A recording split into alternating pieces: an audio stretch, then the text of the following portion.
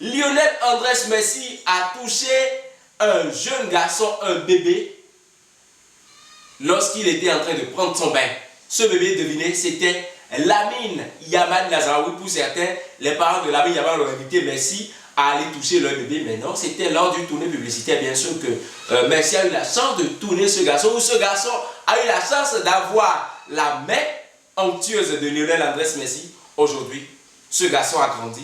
Ce garçon a 19 ans, ce garçon représente l'équipe espagnole. Il est l'espoir d'ailleurs de l'Espagne, Lamine Yamal. Il sera face à Lionel Andrés Coussiti de Messi. Êtes-vous informé de la pétition lancée par les supporters français pour faire rejouer la rencontre France-Espagne, la première demi-finale? Eh bien, sachez que cette pétition a déjà atteint 49 000 vote. Il fustige le pénalty accordé à l'Espagne. Sur la faute de Lucas Digne sur Lamine Yamal, y a-t-il bel et bien faute? Il y a bel et bien faute, parce que le pied vient heurter le corps de Lamine Yamal, et la main de Yamal est bien collée au corps, n'en déplaise à certains anciens joueurs qui me contredisent en coulisses, mais la main est collée au corps, il n'y a pas d'augmentation artificielle de la surface de contact, donc la main n'est pas sanctionnable, le pied vient heurter le corps de Yamal derrière, donc le pénalty est complètement justifié. Et comme on peut le voir ici, les pieds sont bien dans la surface, donc dans la surface, contact du pied, pas de main, pénalty clair. Pour l'heure, la France jouera la 3e place, la rencontre de classement, rien à dire. Alors, que s'y aller sur cette explication entre français et anglais? Il n'y a rien à mettre sous la dent parce que la France a été battue par l'Espagne en demi-finale. L'Angleterre a été fautive, grandement fautive face à l'Argentine et punie bien sûr 2-1. On aura donc le duel des défaitistes France-Angleterre. C'est pour samedi prochain à 22 h, samedi 18 juillet 2026 à 22 h. Donc si France gagne, elle sera classée 3e de ce mondial. Si l'Angleterre gagne, elle sera classée 3e de ce mondial. Certainement des médailles de bronze, des breloques de bronze en signe, comme signe de soulagement, comme signe au moins de mise à niveau de cette sélection. Si on s'en tient un peu à leur jeu proposé en demi-finale des footballs qu'on ne souhaite plus revoir, la France aura certainement à cœur de défendre son rang face à l'Angleterre qu'elle a dominé en 2022 en quart de finale. L'Angleterre aura certainement à cœur de s'offrir une 3e place.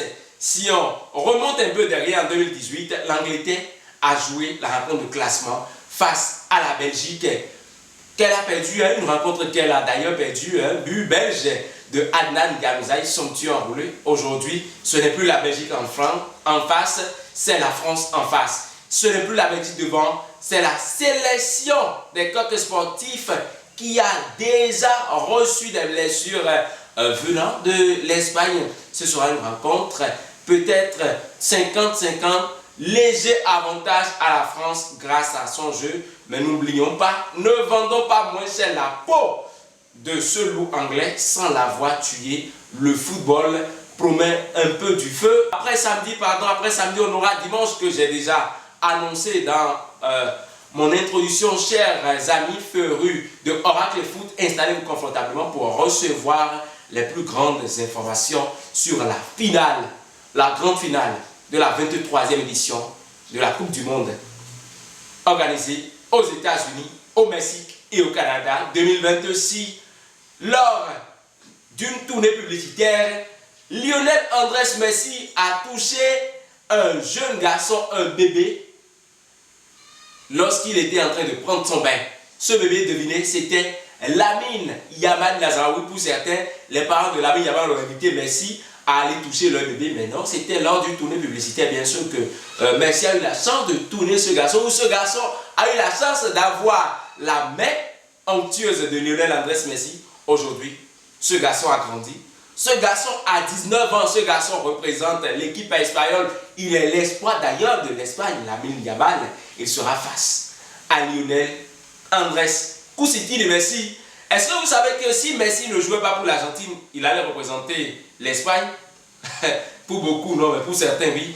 Messi est venu en Espagne très jeune.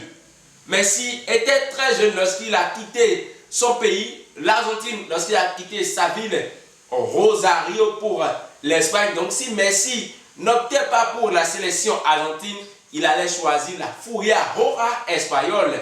Donc Messi a évolué au FC Barcelone qu'il prend comme famille. Il a même dit dans sa déclaration d'hier, je connais beaucoup de joueurs espagnols qui jouent pour cette sélection. J'ai évolué pour le FC Barcelone que je mets dans mon cœur. Fin de citation. En tout cas, ce jour-là, FC Barcelone sera dans le cœur, mais la sélection argentine sera dans l'âme. Argentine, Espagne, c'est la grande finale. C'est le choc des titans. C'est le duel des grandes formations. Lionel Scaloni, grâce à sa Scaloneta, va se mesurer à son chef, Luis de la Fuente. On dit chef de la Fuente. Pourquoi on dit chef de la Fuente? Est-ce que vous le connaissez? Restez tranquille, je vais vous informer. Lionel Scaloni, lorsqu'il a pris sa retraite en tant que footballeur, il a décidé d'être coach. Alors, il s'est inscrit à leur duel FIFA de formation coaching. Ce duel qui était bien sûr coaché par un certain Luis de la Fuente avec sa formation. 10 ans après, Lionel Scaloni va rencontrer Luis de la Fuente qui était jadis son entraîneur. C'est comme dans le rap béninois, hein, un certain Blas a rencontré Fanico. L'élève Scaloni a peut-être dépassé le maître pour sa Coupe du Monde gagnée en 2022, pour sa participation en Coupe du Monde 2018 sous un certain Jorge Sampaoli. Lionel Scaloni a sa 3e Coupe du Monde. Il a participé à la première Coupe du Monde, à sa première Coupe du Monde en 2018 en étant assistant de Jorge Sampaoli. Sampaoli est parti. Il est devenu coach titulaire de la sélection argentine, a gagné le mondial 2022, finaliste du mondial 2026. Paris gagné, coaching gagnant pour Lionel Scaloni. Luis de la Fuente, vainqueur de l'Euro 2024, finaliste de la récente Ligue des Nations, aujourd'hui finaliste de la Coupe du Monde. Que de chemin fait, que d'expérience engrangée pour Luis de la Fuente, qui a un groupe purement jeune, très requinqué, un groupe qui sait ce qu'il veut, une équipe qui a non seulement la technique, l'Espagne a la technique, mais n'a pas cette explication rugueuse, ce qui est un peu différent de l'Argentine qui a une technique et rigueur défensive, qui a une technique et rigueur au milieu de terrain. Oui, ce sera de football d'école, de football exceptionnel, de football rocambolesque, de football brave. Oui, on aura 22 joueurs, 22 acteurs qui ont appris à la source du jeu footballistique, qui ont appris à la source du beau jeu. Ah ouais, Lionel Messi en 2016 à MetLife Stadium disait: aujourd'hui je rapproche les crampons parce que ça n'est de trop avec la sélection argentine. 10 ans, ah ouais, 10 ans après, Lionel Messi revient à MetLife Stadium pour faire quoi? Pour jouer une finale. Finale perdue en 2016 face au Chili, Copa América. Aujourd'hui, finale de la Coupe du Monde. Lionel Messi a déjà gagné 2 Copa América, plus une Coupe du Monde. Va-t-il ajouter une autre médaille mondiale, ah oui, à son escarcelle? Va-t-il garnir son armoire pour avoir une autre Coupe du Monde, histoire de mieux se classer dans le ranking Ballon d'Or? Et même les cellules de France Football ont mis à jour leur base de données. Ces cellules ont dit qu'un joueur n'évoluant pas dans les championnats européens peut bel et bien gagner un ballon d'or. Et Lionel Messi l'a fait lors de son 8e ballon d'or. Il évoluait aux États-Unis, dans l'équipe, dans la franchise de l'Inter Miami, mais il a gagné le ballon d'or grâce à sa Coupe du Monde. Va-t-il récidiver l'action? Wait and see. Donc, mesdames et messieurs, finale Espagne-Argentine, duel tant rêvé, duel tant espéré. Eh bien, Oracle Foot se permet de vous donner certaines informations. On a vu un Lionel Scaloni qui a choisi un 4-4-2, un losange, qui a pompé le milieu anglais pour créer de problèmes après aux ailiers anglais. Va-t-il reconduire ce système ou va-t-il aller dans un système défensif comme un certain 5-4-1 ou peut-être 1-3-5-2 ou encore composé avec 1-4-3-3, le simple système de jeu choisi par Luis de la Fuente. Luis de la Fuente qui, lors de la rencontre face à la France, n'a pas opté pour un pur 4-3-3. Luis de la Fuente a opté pour un faux système parce que, chemin faisant, on a senti que ce jeu s'est complètement déguisé pour donner lieu à un 4-4-2, à un système de losange, ce que Lionel Scaloni aime tant. Vous allez voir de jeu, vous allez voir de Manita, de Grinta, de grands coachs dans cette rencontre. Ne manquez surtout pas cette explication. Vous allez vous faire compter cela, mais ce n'est plus bien. Oracle Foot aussi, on va préciser que Lamine Yamal a certes le Dossa 10 de Lionel Messi au Barcelone, mais il évolue avec le Dossa 19 en sélection argentine, quand on sait que même si Messi n'a pas porté le 19 ou n'a peut-être pas eu la chance d'exceller comme on le veut avec le Dossa 19, il a eu à le porter au FC Barcelone. Donc, deux Dossa qui se complètent 19-10, Lamine, le naissant, Messi, le vieux, ce que jeunesse pouvait, vieillesse savait. Avions-nous l'habitude de dire, est-ce que ce que jeunesse pouvait, la vieillesse l'a complètement su?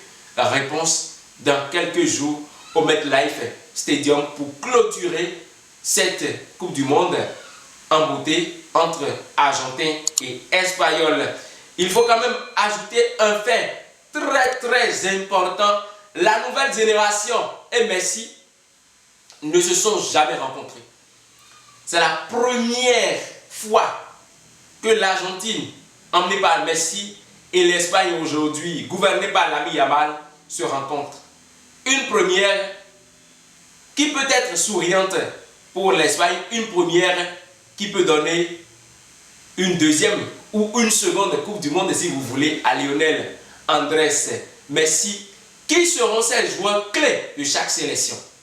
Ces joueurs sur qui les Espagnols vont miser, sur qui les Argentins vont miser. Côté espagnol, on a vu Unai Simon, on commence par le dernier rempart, Unai Simon, qui a été vraiment décisif face à la France. Va-t-il rééditer l'exploit face à l'Argentine? On a vu une charnière défensive espagnole très disciplinée face à la France avec un Pedro Porro, avec Aymeric Laporte. Ah oui, Laporte, j'oubliais cette histoire. Savez-vous pourquoi Aymeric Laporte est français? Il est bel et bien français. Il a été convoqué il y a quelques années dans la sélection des Bleus par Didier Deschamps, mais n'a jamais eu la chance d'évoluer avec les Bleus.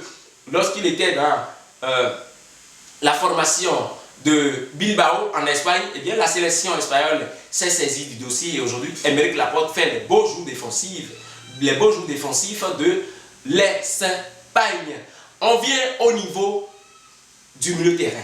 Que dire? Kurela sera un joueur bien sûr à surveiller. On a encore Fabian Ruiz et le maître à jouer de cette formation s'appelle Lamine Yamal. Donc côté espagnol, tels se présentent les noms à surveiller. Eh bien en Argentine, la première personne à vouloir se montrer s'appelle Lionel Andrés Messi et il doit se montrer, ce joueur doit se montrer parce qu'il est le maître à jouer de sa formation. À côté de Lionel Andrés Messi, on a certains joueurs, on a certains noms qui reviennent souvent dans les tableaux, sur les tablettes. Il s'agit de Julián Álvarez, de Enzo Fernandez, et il s'agit de Rodrigo de Paul. Il s'agit aussi de Dibu Martinez. Ah oui, l'emblématique gardien argentin qui depuis le début du mondial, ma foi, ne me convainc pas encore. Est-ce son heure de gloire? Wait and see, mesdames et messieurs. Telles sont les informations capitales à donner pour cette finale entre Argentins et Espagnols. Pas de pronostic à faire, on repart sur de bonnes bases, même si on sait que l'Argentine a joué en football de folie pour se débarrasser de l'Angleterre et que l'Espagne a eu à miser sur sa qualité de passe et sur son tiki-taka hérité du FC Barcelone pour davantage tuer les Français. On a deux footballs qui se complètent. L'autre est technique, l'autre est rigoureux et technique à la fois. Et qu'est-ce que le coach argentin fait souvent? Il met des joueurs capables d'asphyxier l'adversaire sur les deux jeux. Et ça s'est passé hier face à l'Angleterre. Vous n'allez pas me dire que le rôle de Giuliano Simeone sur le terrain est de tourner le milieu terrain. Non, mais Giuliano Simeone est là pour casser le rythme anglais. Et il a très bien réussi son coup jusqu'à la 55e minute, où les Anglais ont scoré et après il a été remplacé. On a vu que le jeu argentin a tourné de face, est devenu un jeu technique. Est-ce que nous allons vivre ce jeu face à l'Espagne qui a ses qualités de passe? L'Espagne peut vouloir mettre un but et faire 1000 passes. Et donc, c'est un football qui promet du bon jeu.